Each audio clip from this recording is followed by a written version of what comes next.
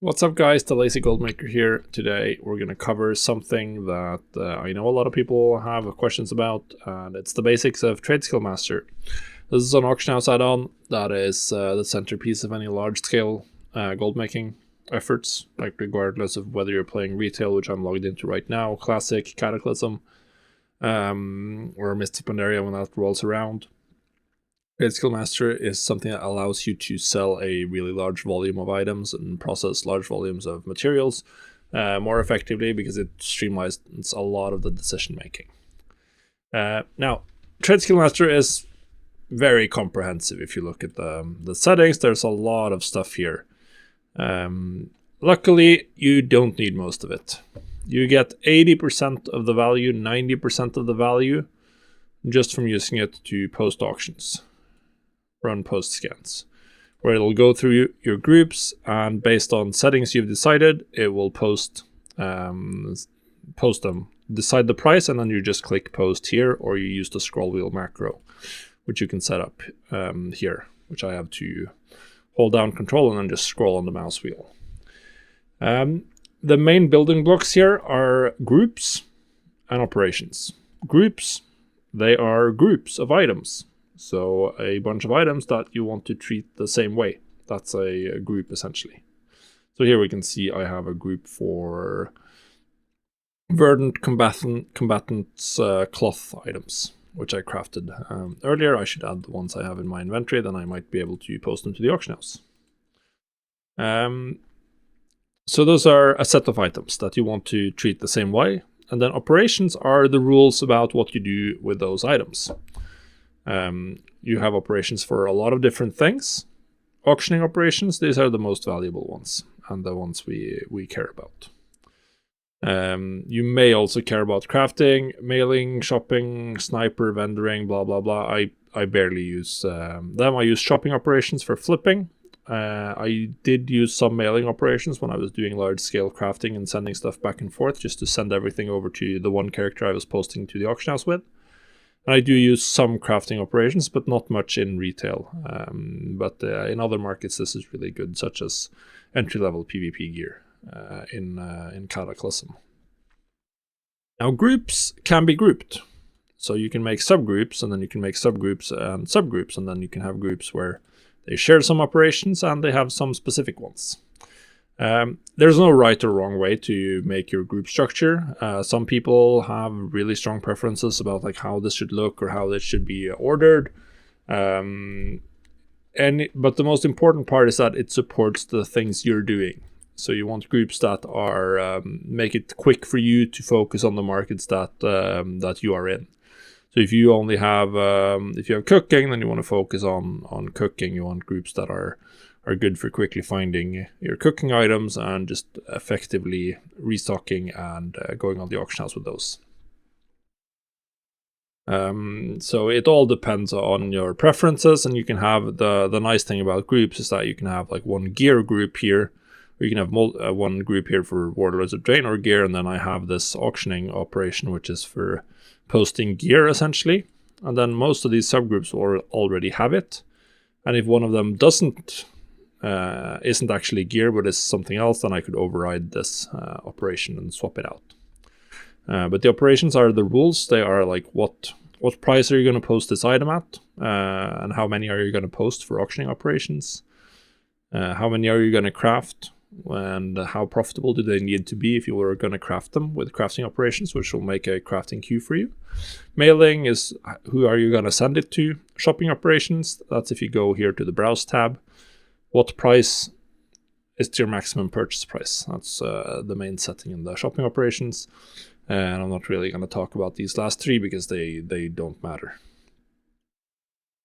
So yeah, groups, make subgroups if it makes sense. It allows you to use the same operations. And then you also want groups that are of a nice size, so that you can include if you don't want to do everything with one scan. Well, with auctions, you probably want to post everything you have in your bag, so you want to select all your groups and just make sure you post absolutely everything you can. But for shopping, you don't want to shop for everything at the same time, because that's really, really time consuming. So yeah, auctioning operations are the main thing, and we're going to take a look at them so you can understand what they do, because they are really, really important. So we're going to take a look at this. First off, this first page doesn't matter. Ignore it.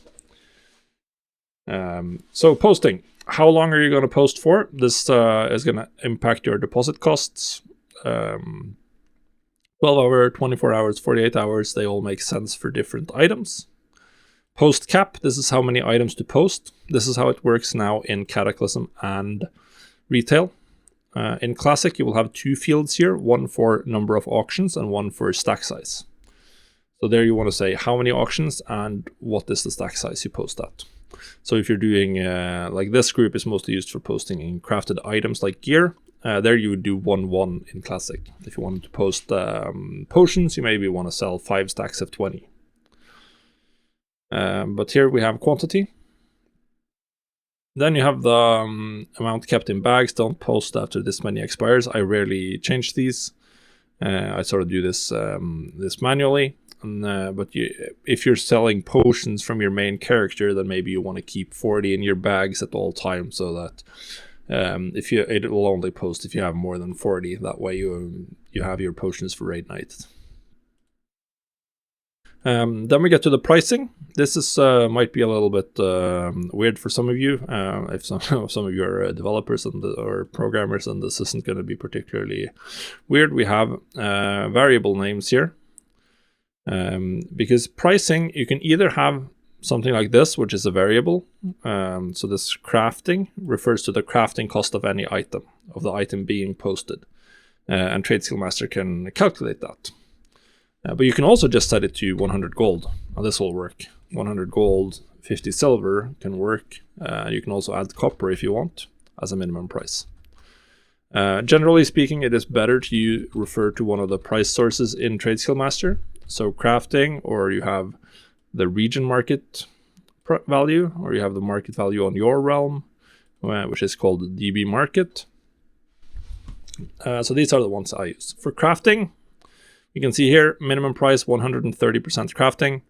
That means the crafting price source is essentially calculating the market value of all the materials needed to craft an item. That's the crafting source.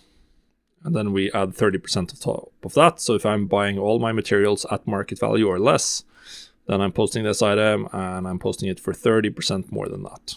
And that is applied to all of these items that are in all the different groups that this operation is applied to.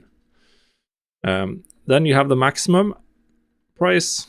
Maximum price is just the maximum price. And then for both the minimum and the maximum, you can choose between a bunch of different rules about what you do if the price is either below your minimum or above maximum. So above, if it's at minimum, you can choose to not post items. If that means that you're probably not going to get your item to sell, then you may want to wait and just don't post. You can post at your minimum price. You can post at your normal price. You can ignore auctions below your minimum. That just means that Trade Skill Master will disregard those and just undercut the cheapest auction that is above your minimum. Or you can post at maximum price. All of these can make sense depending on where you set it. Usually I either set it to post at minimum or don't post. For this one, I usually set it to post at maximum price. You may want to choose to post at normal, but in general, post at maximum makes the most sense. And then the normal price is the price it will post at if there's no other auctions. So if the auction house is emptied, it'll post at normal price. So in general, you want the normal price to be reasonable but fairly profitable. Maximum price is something where it's getting, where the price would be approaching unreasonable territory. So you're like, yeah, this is too expensive. I don't think it's going to sell, so I don't want to drive the price up any further than this. I want to now push the price down a bit to entice more sales. So this is how it looks for a crafted items. This group is mostly used for transmog, which is why we're looking for a little bit higher profit margin. The maximum price is 5 times the crafting cost, or 3 times the region market average if that's higher than 5 times the crafting cost. And then the normal price is either double the crafting cost or 150% of the average of the region market value and the historical price of that item on this realm. My normal price here is a little bit expensive, but it's gonna work. So that's sort of the main thing. The main sources I use is either crafting, DB market, or DB region market. Those are the main ones that I use in most of my settings. Crafting, I have a ton of crafting based operations. You can see here, all of these pretty much only rely on crafting. And then for this one specifically, we also have included some of these ones because I use this for a lot of old world crafted transmog where the price can go very high compared to the crafting cost. Then I have some flipping operations where we use the market value. I'm trying to sell at market value and buy for significantly less than that.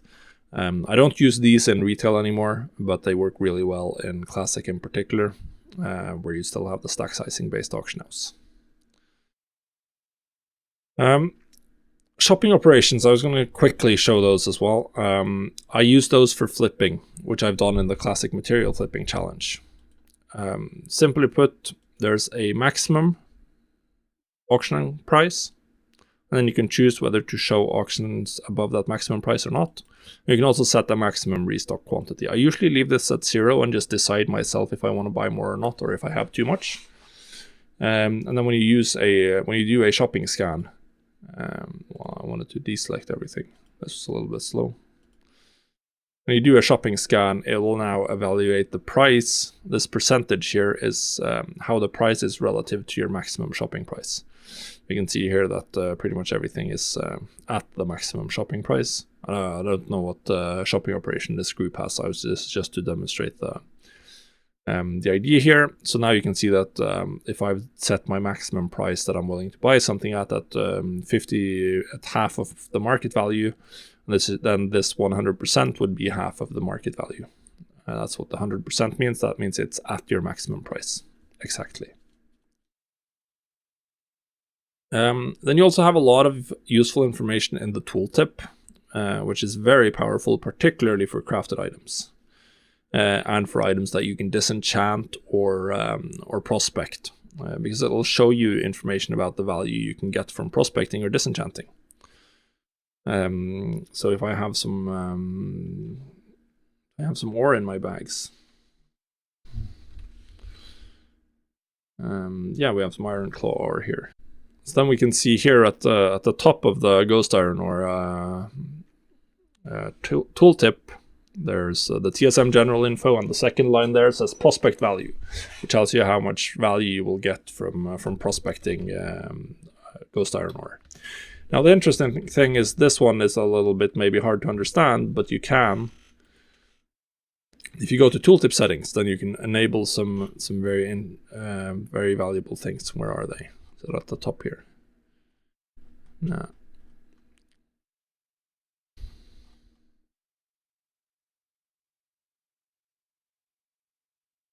There, full destroy tooltip. This is what I wanted.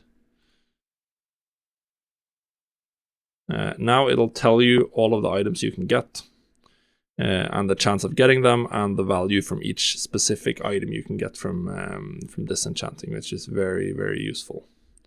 You can do the same for crafting, detailed crafting cost for crafted items, which I've already enabled. So if you now hover back over, we can see here the spread between the various gems you can get and the percentage of each gem for the ghost iron ore. This is useful because it'll let you understand, okay, is it just one of the materials you're hoping to get?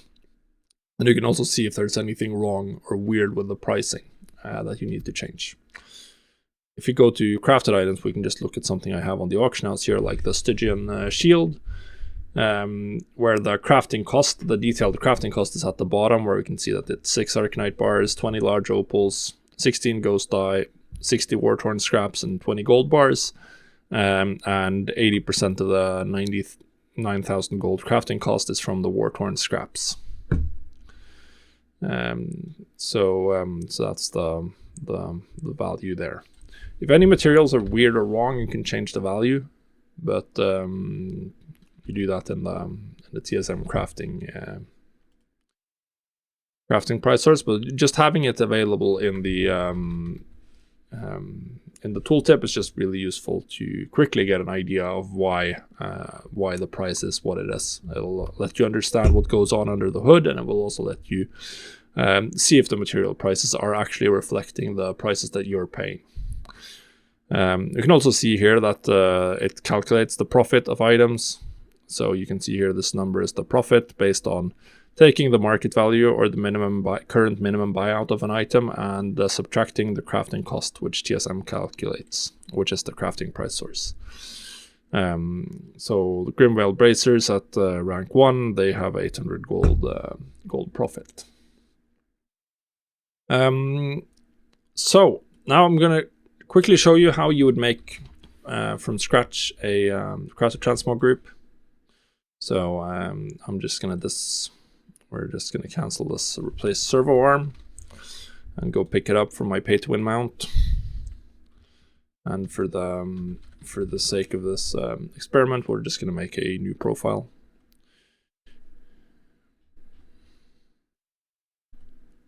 There it is. Test.